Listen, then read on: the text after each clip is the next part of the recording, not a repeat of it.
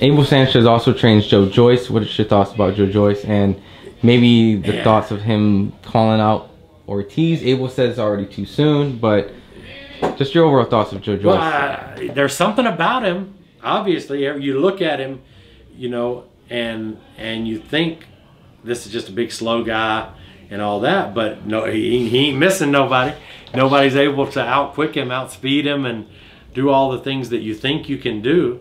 So there's something there that's different than what you're seeing on tape. And the reason I say that is because it's that way with Deontay. People think it's one thing, they get in the ring with him, it's a whole different thing. And it's, boy, it's not what I thought it was. And it's the same thing, apparently. Joyce has something about him that you think you can capitalize on things, but when you get in the ring with him, it's not that way. Well, I mean, Joe Hanks is a good fighter. Joe Hanks has been in camp with us many times. And Joe Hanks is serious about his craft, and he's diligent, and he puts in the work. So this was not a walkover fight. For him to get Joe out in one, you know, tells me that this kid, there's something to him. Now, you know, with his previous fight with Bermain Stavern, opponent that Deontay Wilder fought, you know, Bermain seemed bigger than he normally is. Seems to be older. Well, he was older. He seemed to be less in his prime, and he seemed to have a lot of success with Joe Joyce at moments with it over right hand. Is there any type of concerns with the defense in that particular? No, I haven't seen that fight okay, yet, but I need to. But I did hear that Bermain had some success. Yes. And you know, and I mean, you're not a world champion for nothing. Yeah. You know, even though that was a few years back. You're talking about a former world champion, and you're talking about a guy fighting him that had, how many fights has Joyce had? Less than 10. I think so. Yeah. You know, and to fight a guy like Stavern, man, I mean, that's showing a lot of confidence in your guy. It's gonna, you know, there's gonna be some learning to be done. You know, you're not gonna. I remember when Deontay fought Owen Beck, who was a former world title challenger. And people said, "Man, he hit Deontay." I'm like, well, what do you expect? Like, the guy fought for the world title. You know, he can fight. And Deontay got him out of there in 3. So, you know, that's the way it goes. You're gonna have to learn.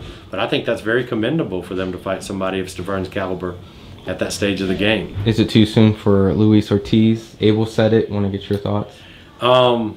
He said it's too soon, as I would say. You know, I think that they would be smart to look at it and say, Joyce is getting better every day, and Ortiz is probably as good as he's going to be. I would think that would be a fight that maybe 5 fights to 7 fights from now you would want to do, maybe a year and a half. That would be something to do. I wouldn't do it right now if I was them. Now, the previous question I was going to ask. Undisputed fight coming up, Clarissa Shields, Christina Hammer. You know, it was a big fight for women. You know, we didn't get to have a lot of the previous women fights, unifications back in the day. I mean, how do you think that fight goes? I don't know. I know Clarissa. Okay. Better than I know the other girls. Okay. And Clarissa was what, 2-time Olympian? Yep, 2-time gold medalist. Yeah, and she's you know, she's from what, Flint, Michigan? Yes. You know, and she didn't have any easy time of it coming up. So again, a lot of times people forget that in boxing it has a lot more to do with the inside.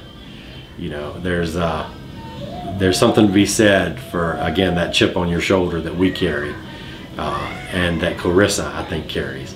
I think she, you know, she's gonna have to dig deep, but I think she's got that in her. If you enjoyed the video, feel free to hit the like, subscribe, and share. As always, if you want to support us to the next level, head over to the patreon.com/ThaBoxingVoice. We have tons of exclusive, from Border Wars, entitled, betting shows, the list goes on and on and on.